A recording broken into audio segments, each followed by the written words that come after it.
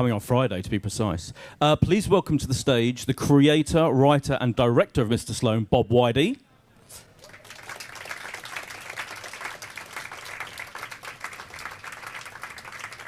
Hello. Hi. And the stars, Ophelia Lovibond and Nick Frost.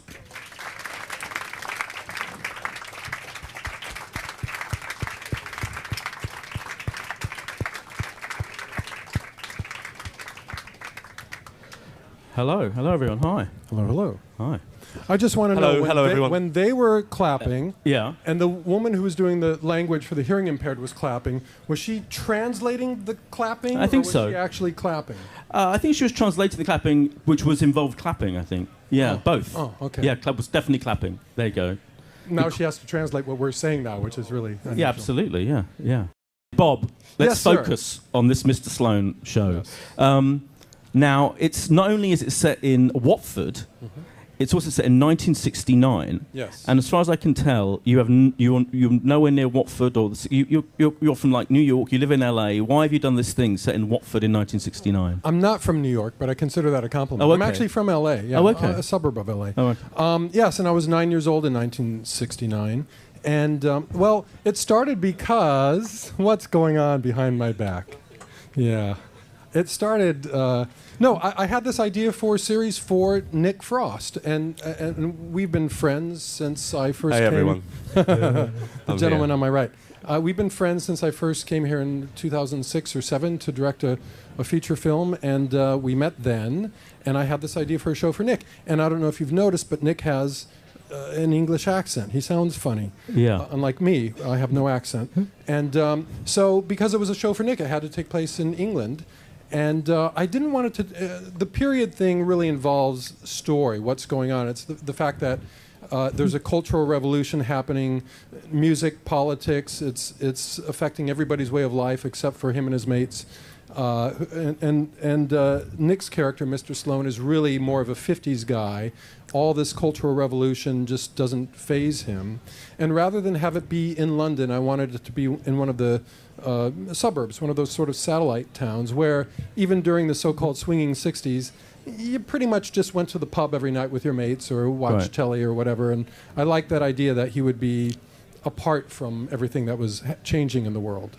And Nick, when Bob, you got the idea of this character, when he sent you the script or gave you the idea, did you think, oh yeah, this is a guy I'd like to play. This is good for me. Absolutely, yeah. I think as a person and as an actor, I feel at home in the dark places of humanity. I think that's where the best... Don't be afraid.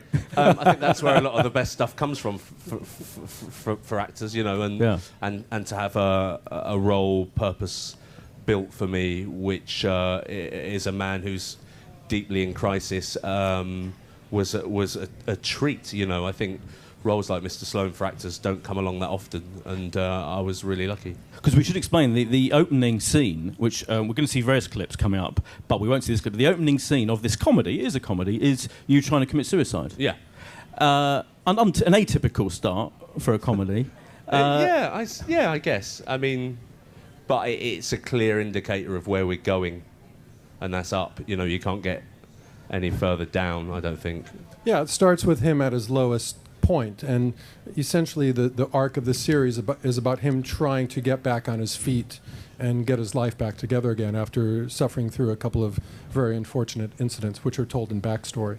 And he's a bit of a... I mean, I hesitate to use the word loser, but he's at the point where he's a bit of a... I mean, he's lost his wife has left him. Yeah. He's lost his job. So, I mean, really, that is the word. Do you feel that's appropriate word to use? He's a doormat, you know, and without those touchstones which he clings on to, he's cut adrift, really, and he doesn't know what's happening around him until he meets... Oh, Muggins here. Ophelia Lovibond, who plays the character of Robin, and she reignites a spark deep down. Yes. Be rude. I wasn't. No, yeah. I meant inside his furnace. I within his soul. Pointing at his. No. Willy. And Ophelia, well, now you've said it. Ophelia, did you know when you were approached to be in this? Did you know the work of these guys? Did you watch Curb? Had you watched all of Nick's films? Were you a fan of their work? Yeah, really? I had. No, I had. I don't know if I've told you this actually, but I re-watch Spaced every year. Do you? You rewatch it every year? Yes, I do. Wow. So how many times have you seen it? No, I'm not going to tell It's you how a old I figure am. of speech. Yeah, Don't yeah, press her I for want a specific details. 27. Yeah. Okay. Sure, let's go for that. Yeah, no, I was very familiar. That was part of the appeal of doing the job. I'd watched lots of Curb, and then I hadn't. But then when I spoke to Bob, I'm a Woody Allen fan, as is Bob, and I didn't know that he'd made the documentary, so I watched that, and yeah, you know, all of the work that Nick had done, I'd seen. We fell for Ophelia immediately. Did you? I bet. Yeah, absolutely. Yeah. When we all got into a room together, like after she left, because you had to go to the airport. This makes me sound about 12. My mum drove me to my audition. Nice. And then she'd wait in the car. You made her keep the engine running, Yep. right? Just in case Yes, I did, didn't yeah. go right. And then she drove me straight to the airport to fly to LAX. So it was very quick. Interesting, yeah. She submitted her initial audition on tape because she couldn't be available to actually come in. Nick and I watched the tape together and flipped, and we said, we got to bring this girl back to have her do the scenes with Nick and do sort of a chemistry check. And then we learned she was leaving for LA to audition for TV pilots in LA. No. So we said, let's get her in before she goes to LA, because she could go to LA and get a series and then not be available. So literally on her way to the airport, she dropped by my flat, actually. That doesn't sound very legitimate, does it? No, Yeah. cunning. What a cunning move. No, Just come by the flat. We'll audition you, just the three of us. And so she did the audition and then got in the car. Her mom drove her to the airport. She went to Los Angeles, and we said, we better make an offer on this girl right But away. I did that thing where, well, like, once she left, I was saying to Bob and Clelia, who was the producer, tell her to not get on the plane.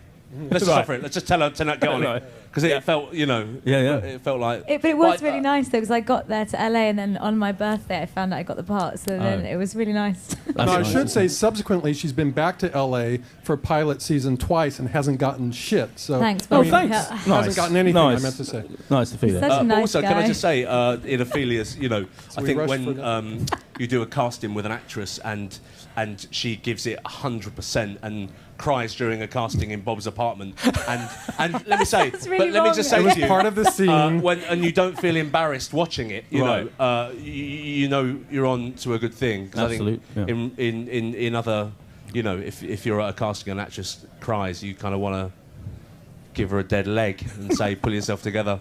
But it felt amazing, you know. Yeah, By the way, that scene where Robin does cry in the show, we shot in Twickenham, right underneath the flight path of the airport, and we Yeah. were outside. And every time she, you know, got up some speed to it, and tears started to form. Exactly. Oh. Oh, God. And that noise was coming from Nick, which was really bad. It often comes out of me, that noise, when there's some good acting's going on. What was your symbol for the noise of the guff? It was kind of... Lovely. Oh, very good. Very good. That'll come in was a handy. sign That's for good to know. That was a bullshit sign, right? Oh, okay, thanks. Oh, you can talk. I didn't think you could talk. I love it. That's good to know. Planes were so close you could actually see who had ordered the kosher meals on them by looking. Yeah. And so these are the jokes. folks. The kosher meal. That was very Woody Allen. So she would have to keep starting again, and I, as the director, looking at my watch, would say, "Can you pick it up from where we left off?" And she'd say, "No, I've got to work up to the crying. I can't just turn it on." So But then we get did- to the same spot in the next plane. Nick sound effect. And it would start all over again. We finally got through it. We started the speech while the planes were there. So then once it had gone, you'd hear the end of the speech, and then we just had to time it to match to what we had. It was- Because they were about every 30 seconds. So yeah, it was the 3 minutes. 3 minutes apart. Maybe Give or next take. time No, don't... I just wanted it to be precise. accurate, Bob. Now, we should also say that Olivia Colman is in the show. Who? Olivia Colman. Yes. She's won yes. BAFTAs and stuff. Yeah. In fact, the first clip we're going to have a look at is the clip of the two of you meeting. So let's have a look and then we'll talk about it. Okay. Oh, very good. Brilliant. Now, I understand, first of all, so you genuinely have mistaken a large woman for a pregnant. Yeah. When I was a waiter, it was the end of the meal. I presented the bill, and while I was waiting for her and her friend to sign, I thought she was pregnant, so I thought, yeah, I'll do it. And I said, oh, when's the baby due? Fuming. I think I might have even pointed at it with a pen. Oh, God. Motioned toward it with, oh, well, when's it due? What was your tip like that night? Nothing. Not a thing. Did you know that story first, Bob, when you wrote that scene? No, not at all. It was actually a bit that I thought of for Curb Your Enthusiasm that we never used. Oh, okay. And then I want something we didn't do on this show that I wanted to play on Curb. This would have been Larry David, of course, mistaking a woman for being pregnant, offering the seat. Is that then the next time, the thing is we couldn't figure out how to get Larry David on public transportation because he's got $400 million.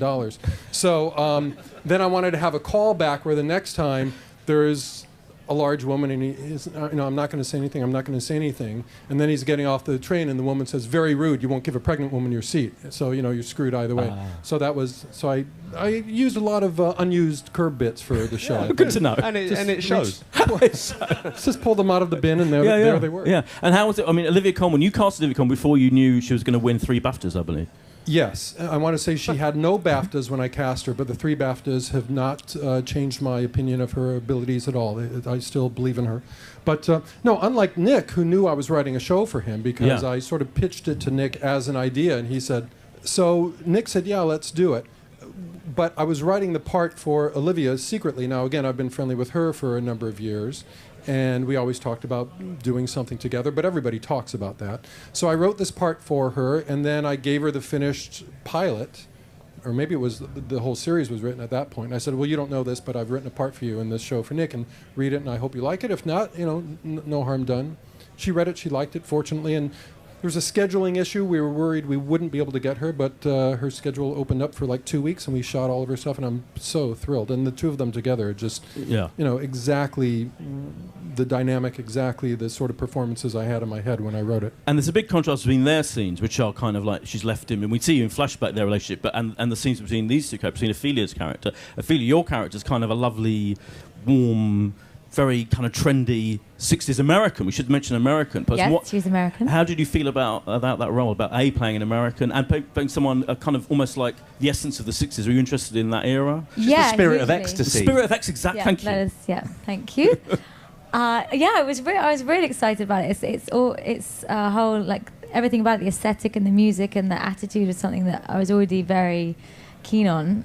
That's why when I first read it, I just knew I had to get the part. It was just felt like it had been written for me. So not enough that you actually come in and audition for it. No. Just send the tape. Bob's flat. To send the tape. Yeah. No. And then playing American, I'd never played a straight American kind of accent before, so I really wanted to.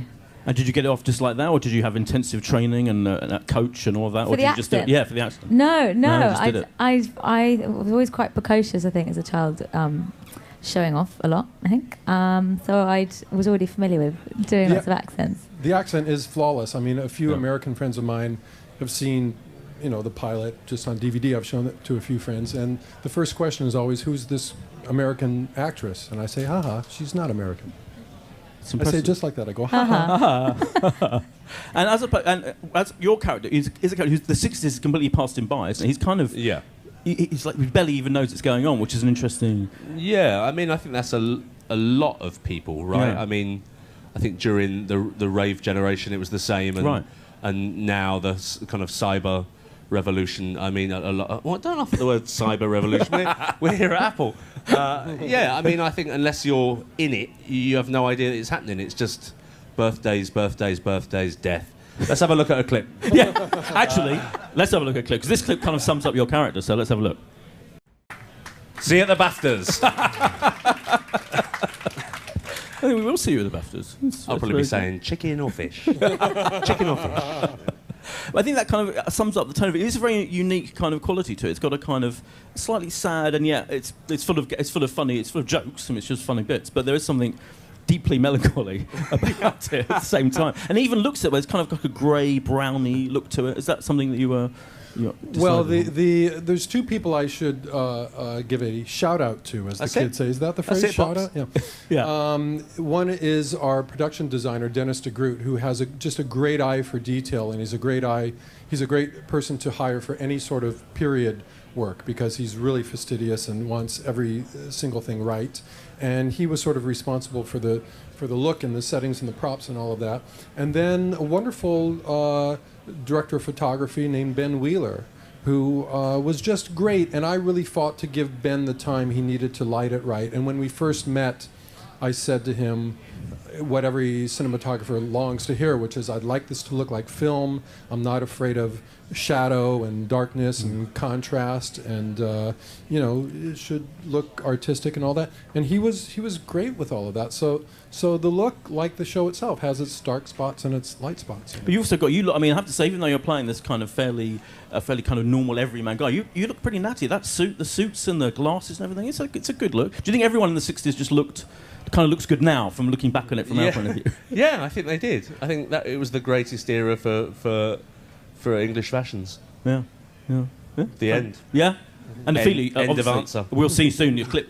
After the next clip, we will actually see you in a clip. And your stuff looks incredible. Was it a joy to wear those kind of It's all our own costumes? clothes. Was it all your own? That's the other reason you got the gig.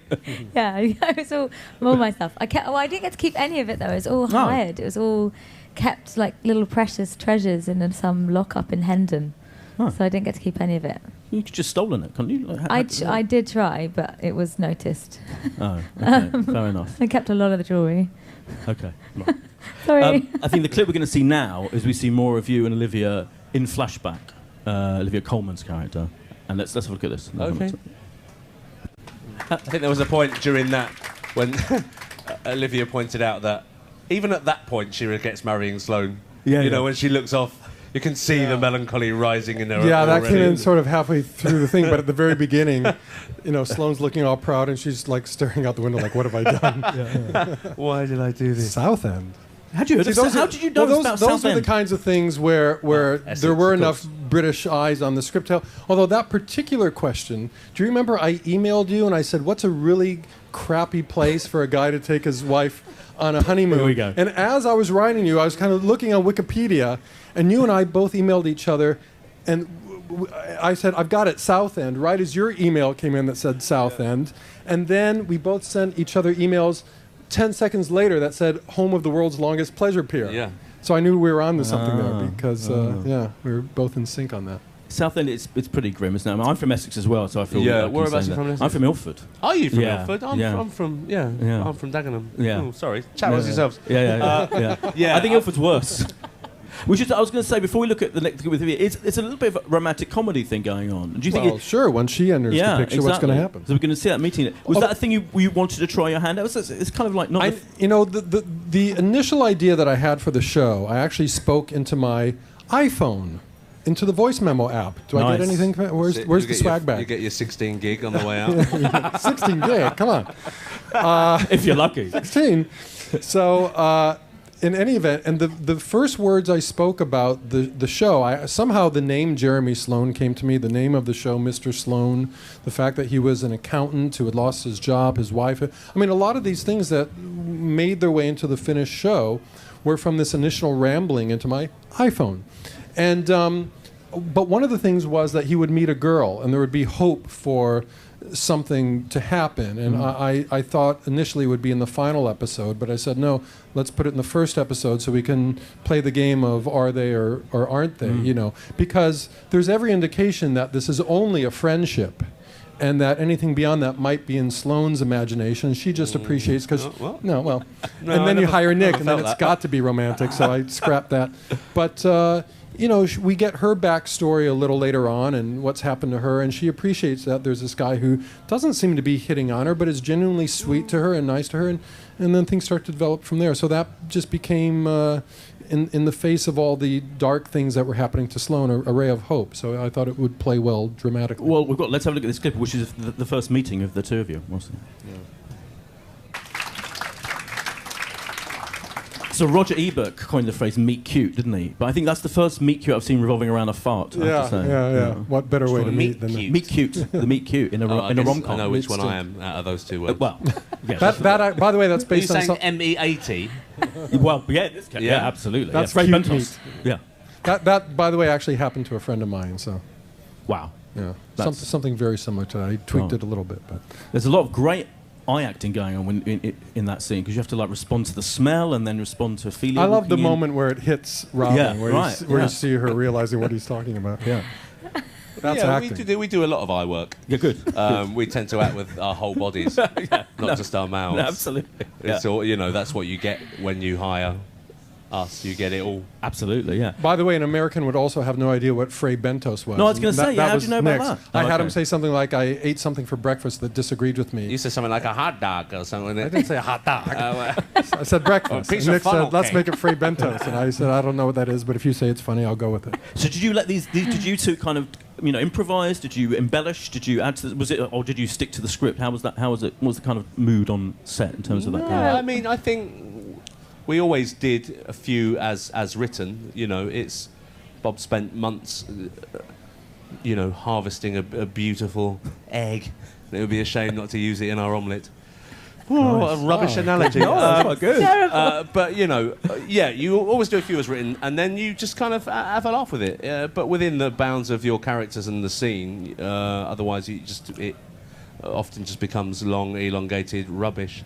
Yeah. Also, Nick and I spent a few days in my seen flat those just films. reading the scripts out loud. Right. And every now and then, like the Fray Bentos thing, every now and then he'd say, can I say this instead? And I'd almost always say, of course. And then we had a little rehearsal time for a few days before we shot with Nick and the fellows who play his mates. And improv would come out of that I would just write down and incorporate into the script. So there's always room to do that. And then on the day, if you're filming, if something inspires you, there's that freedom too. It would be silly to be so precious about the dialogue that you expect every word to be said as is. So. Yeah, no, absolutely. And that romantic comedy element of it, Ophelia, was your key to. It must have been nice because it's hard to get right, isn't it? That kind of thing. You can be quite kind of cliche rom-coms, can't they? But this feels to me like something quite different. And The whole tone of it is quite bittersweet. It never felt kind of cloying, and it is more in the vein of comedy. And because they do generally get on, there's such a good friendship there. And Exactly, fortunately, yeah. he's quite nice, so it was easy to conjure that on screen. Absolutely. And for you, I mean, you did Cuban Fury, which was a nice kind of old-fashioned rom-com in a way. Do you like the genre? Do you feel it's a bit? Yeah, I mean, I find it laughable, really, that I would be cast as a romantic lead. It makes me laugh, I guess, and I think... Not true. Well, no, thank you, Bob. You now get a 32 gig iPod Touch. Hot dog. Now I said hot dog. Yeah, I mean, I think it's a nice thing. I think everyone falls in love. You don't just have to look like a beautiful statue to be considered attractive, I don't think. Right, Ophelia?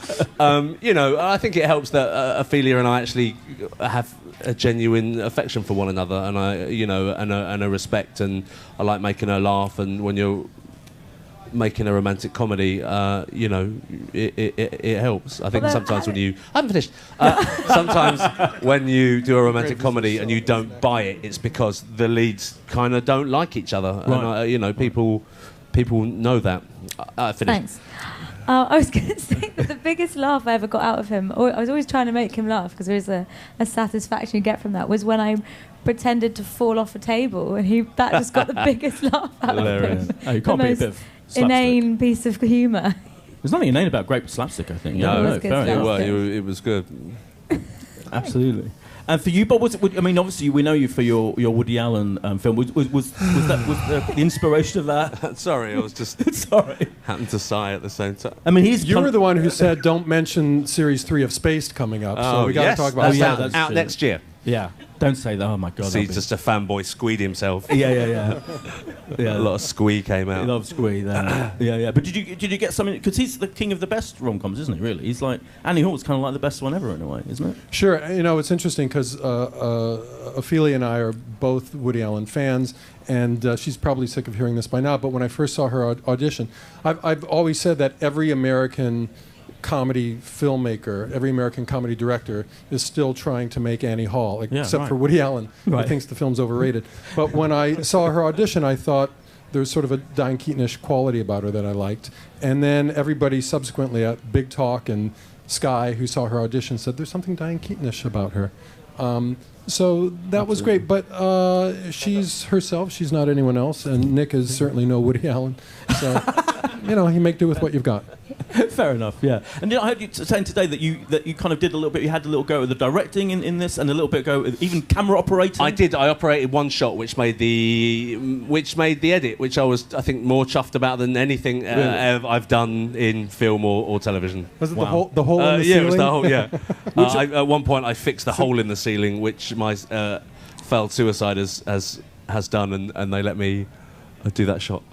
Nice. And sometimes if Bob was having a sleep between setups, I'd kind of take the helm and put out the fires. You watch this guy on a monitor all day, see how long you can stay awake. You love it. Hey. Nice. Well, on that note, let's... No, we're throwing over to the audience now. Oh, is it? Yeah, all right, fine. Yeah. No, we're not finished. Just got to give these guys time to... Yeah. So we've got, I think, some roving mics, hopefully, but if you have a question, put your hand up, and Mike will come to you. Who's first? Yeah, lady in the front row, in the middle. There. Yeah, just there. Good. Just stand. You're about a foot away from us. We'll hear you. Mic's on its way. Here we go. Yes. Hello. Hello. Hello.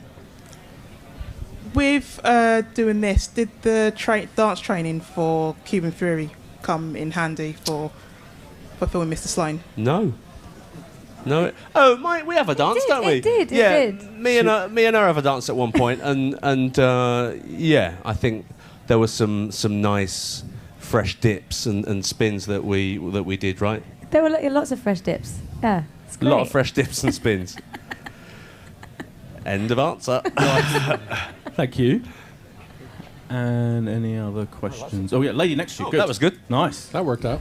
Did you enjoy catching up with Peter Serafinowicz again after Shaun of the Dead? Yeah, but he's been a mate of mine for 17 years, so you know, I see him often, and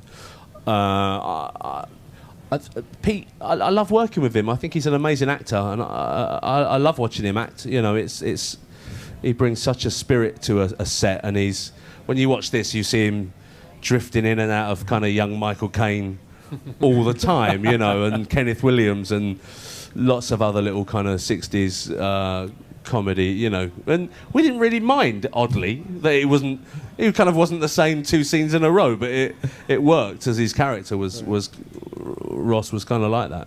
I have to say, Peter, I was only familiar with his sketch work. I'd never seen him do any, proper acting. Yeah. And I have to say, and I'm not speaking out of school because Peter knows this, he came in and did not the best audition. And, Nick is like this too. Nick is the first one to say that if he has to audition for a part, forget it. Some actors are great on camera, but being in the room and having to sit there, it's a whole different thing. And Pete did an audition that wasn't terrible, but it wasn't great. And some actors maybe even did a better audition. But just from knowing what I did of his work, and he's so engaging on camera and in the room, you just want to watch him. I said, I know he can do this, I know he can do this. Nobody put up a fight. All the other producers and the backers and the network were quite happy, and he absolutely nailed it. He's just great in the role. He kind of plays like the world's worst dad, or a pretty bad dad, doesn't he? In the Yeah. Well, it's again, this apparently happened all the time back in the day, is that, the mom would be at home and dad would be at the pub, and, dragging the kid along with him. We have some scenes where the kid is in the pub, waiting because he's got school in the morning, waiting for dad to come home. And then a scene where he's in the car, car park. And a lot of people who grew up at that time said, I was a pub rat. Were you in that car? Yeah, I was in the 70s. In that pub rat in Ilford, the Lord Napier. Oh, I know, yeah. Yeah, that's where I used to be a pub rat. Wow. So I'd be collected from school and I'd have to go and sit behind the bar and wait for Mum to finish. Except you had your own bottle. She was working. Yeah, I'd have little pint glasses. And yeah, it hasn't really had any. You've still, you're such a lovely man. Graham. Right? So, yeah. Thanks, boys. It's fine. It's fine. Next question from, gentleman. Could you just pass the mic along to the gentleman? Thank you. For Bob, being an American director, directing and creating a British... You're an American too, aren't you? I'm an American too. Oh, no, this is just an accident. Just kidding. What state are you from? I'm from Colorado, studying in California, in LA. All right. Film major, got to go to this kind of thing. Sure. But what's it like creating a British series as an American? And do you think, as writing and creating it, you built in a lot of cross-cultural things? Can an American appreciate the series as much as a Brit? Yeah, I think an American can appreciate the series as much as a Brit, because the basic story is a universal story. It's about friendship. It's about loss, it's about love, it's about recovering from bad things that have happened and trying to find your way. I think these are all universal things. Now, pub life is certainly something I knew nothing about, but I know what it is to hang out with your friends, and at least I used to. And so and I did spend a year here when I was doing How to Lose Friends. I spent a solid year here, and you can soak up a fair amount of the culture after a year. I don't know how long you're out here for, but it one more day. Oh, well, One more day. I know, it's sad. How long have you been here? I've been here since Sunday. Have you soaked a lot of it up? Not enough. Okay. But in any event, and as I say, there are enough British eyes to make those corrections. Now, there's a pub scene that virtually opens the first episode after, in any event, episode 1, there's a pub scene. And I had a bit at one point where a waitress brings food to the table, and they all know her, and they call her Mary, and she says, "Hi, Sloane," and all that. And a friend of mine here in England, actually the first person to read the script before I took it around, said, no, you're thinking of the modern-day gastropubs. There was no food service in the pubs back then. There were certainly no waitresses. There were barmaids who would wipe the table. So I had to take that bit out. So there are enough British eyes on it to tweak and correct those things. But I always saw this as kind of a universal story that could take place any place at any time. You would have probably got packet of polos in a pub, or a thick cheese roll under a plastic cloche. Yeah, if you're lucky. Sounded like something Alan Bennett might write, doesn't it? Very Bennett. Thank you for the question. Thank you. Thanks for coming on. Thanks, boys. I might do it as Bennett for the rest. Bear with me. Oh, yeah, do it. Yes, young man. Hey, right. What is the best acting advice for screen you've ever been given, or you can give to all three of you? Ophelia. Don't make me go first. Bob? I got nothing. Look, I mean, I'd say don't do anything. Don't act, I know it sounds counterintuitive for an actor, but try to do nothing. I remember I did a film a long time ago, and they used non-actors in extra roles, and I remember I was behind the camera watching them at one point. They didn't do a thing, and it was amazing.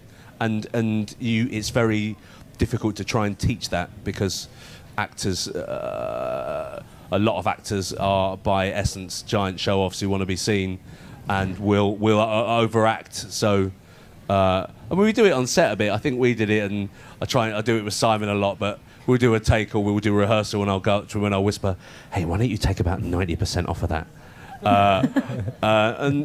So I think don't act. Just let it come out of you.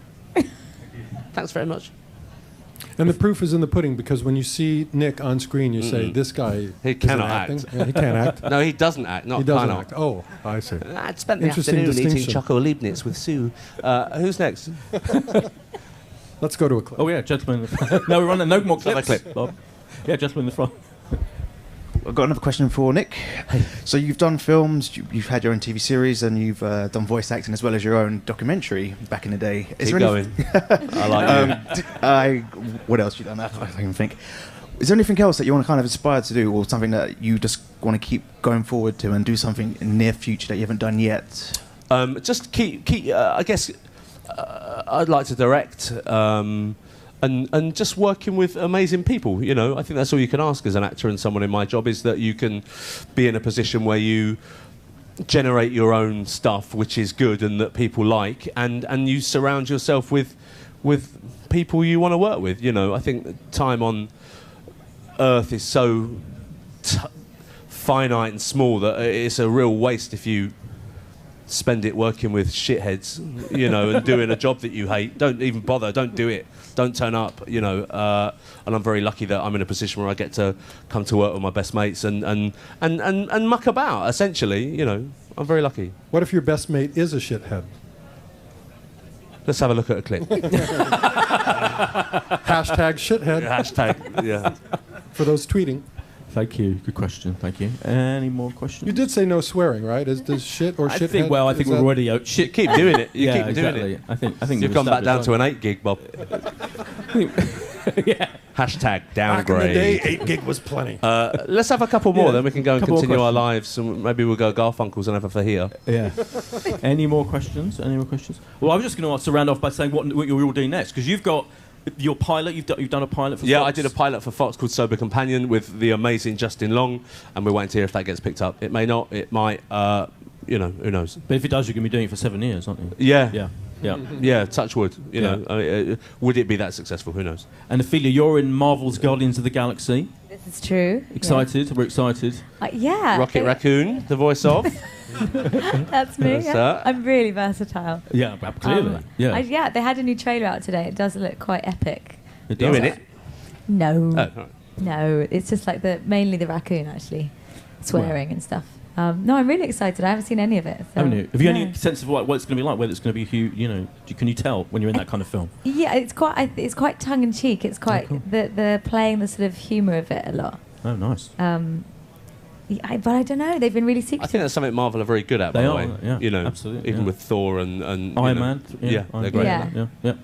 And Bob, you doing any more Curb? Are you doing your Cola Wars film? Is that going to happen? I'm not going to discuss any of that. Colon Wars, yeah. Oh, sorry. Every time I mention something I'm working on, the next day it's headline It's in the that papers, I'm doing yeah. something. I'm It's trying like, to get you in Jesus, trouble. I'm at the outline stage. Yeah. The only thing that I'll talk about is returning back to my documentary world as I'm finally finishing a documentary I've been working on for more than 3 decades on author Kurt Vonnegut.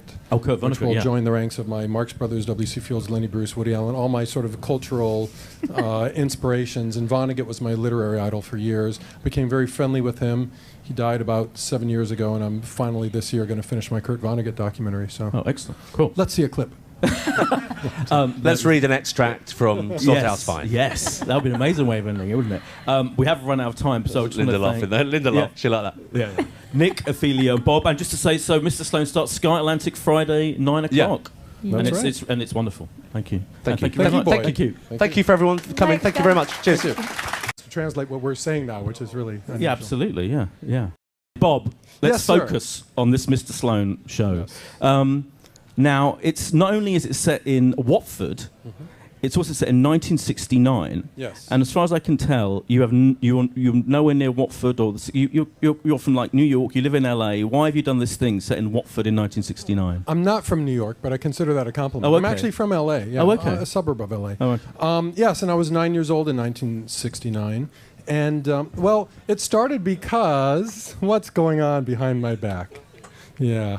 It started... I had this idea for Series 4 Nick Frost, and we've been friends since I first came. Hey, everyone. The gentleman on my right. We've been friends since I first came here in 2006 or 7 to direct a feature. A comedy is you trying to commit suicide. Yeah. An atypical start for a comedy. I guess. I mean, but it's a clear indicator of where we're going, and that's up. You know, you can't get any further down, I don't think. Yeah, it starts with him at his lowest point, and essentially the arc of the series is about him trying to get back on his feet and get his life back together again after suffering through a couple of very unfortunate incidents, which are told in backstory. And he's a bit of I hesitate to use the word loser, but he's at the point where he's a bit of he's lost his wife, he's left him. Yeah. He's lost his job. So, Yeah. I mean, really, that is the word. Do you feel that's appropriate word to use? He's a doormat, you know, and without those touchstones which he clings onto, he's cut adrift, really, and he doesn't know what's happening around him. That idea that he would be apart from everything that was changing in the world. And Nick, when Bob, you got the idea of this character, when he sent you the script or gave you the idea, did you think, oh yeah, this is a guy I'd like to play. This is good for me. Absolutely, yeah. I think as a person and as an actor, I feel at home in the dark places of humanity. I think that's where the best. Don't be afraid. I think that's where a lot of the best stuff comes from for actors, you know, and to have a role purpose built for me, which is a man who's deeply in crisis, was a treat. You know, I think roles like Mr. Sloane for actors don't come along that often, and I was really lucky. Because we should explain the opening scene, which we're going to see various clips coming up, but we won't see this clip. The opening scene of this comedy is film, and we met then, and I had this idea for a show for Nick. And I don't know if you've noticed, but Nick has an English accent. He sounds funny. Yeah. Unlike me, I have no accent. And so because it was a show for Nick, it had to take place in England. And I didn't want it to... the period thing really involves story, what's going on. It's the fact that There's a cultural revolution happening, music, politics. It's affecting everybody's way of life except for him and his mates. Nick's character, Mr. Sloane, is really more of a 50s guy. All this cultural revolution just doesn't faze him. And rather than have it be in London, I wanted it to be in one of the suburbs, one of those sort of satellite towns where even during the so-called swinging 60s, you pretty much just went to the pub every night with your mates or watched telly or whatever. And I like that. Coming on Friday, to be precise. Please welcome to the stage the creator, writer and director of Mr. Sloane, Bob Weide.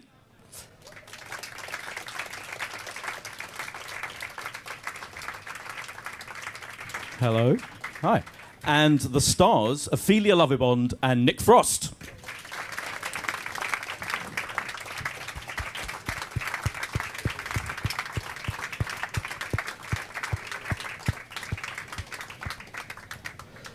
Hello. Hello, everyone. Hi. Hello, hello. Hi. I just want to know everyone. When they were clapping, Yeah. and the woman who was doing the language for the hearing impaired was clapping, was she translating the clapping? I think or was so. she actually clapping? I think she was translating the clapping, which was involved clapping, I think. Yeah, both. Oh, okay. Yeah, was definitely clapping. There you go. Now she has